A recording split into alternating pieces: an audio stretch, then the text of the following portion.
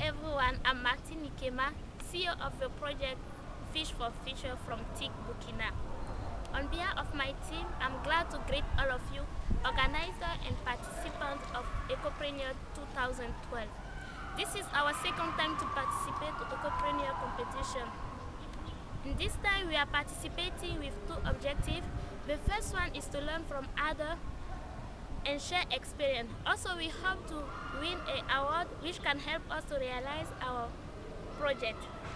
The second objective is to create an official partnership with TIC Mongolia and other TIC groups.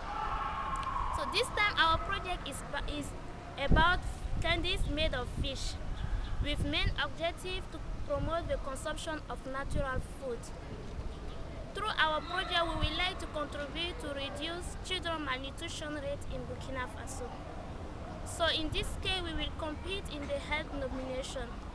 To support youth entrepreneurs in Burkina Faso, based on our last year experience, we created TIC Burkina Association to duplicate the positive experience of TIC Mongolia and Global TIC in our country.